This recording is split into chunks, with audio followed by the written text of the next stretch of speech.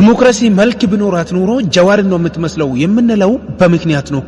አብይ ከዲሞክራሲም ከውቀትም ከሁሉም ንጹህ የሆነ ሰው ነው ብለን የምናወራው ለዚህ ነው። ምክንያቱም አብይ ዲሞክራሲ የሚባል ነገር ሰምቶ አያውቅም። ራሱ ዲክታተር እንደ ዲክታተር ወተደር ውስጥ ያደገም ዝም ብሎም ተላላኪ ነው።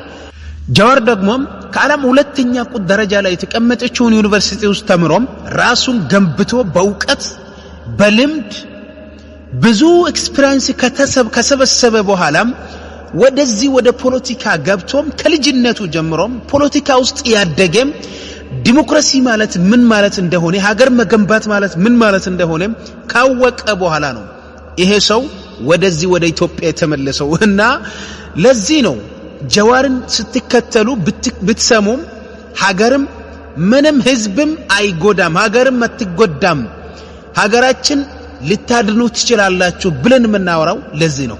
የአብይና የጀዋር ልዩነት አንደኛም የትምህርት ደረጃቸው ይለያል፣ ሁለተኛም ለዲሞክራሲ ያላቸውን አመለካከት በጣም የተራራቁ ናቸው። አብይ ትችትም መጥላላትን ስድብም በጣም የሚፈራም ግለሰብ ነው።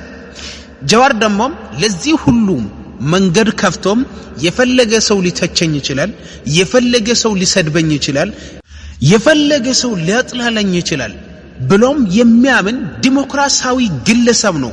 ተመልከቱ። መስደብ፣ ማጥላላት፣ መዘርጠጥ ትክክል ነው፣ ቀጥሉበት ነው ህዝብን ምለው። ምክንያቱም it is part of democracy building።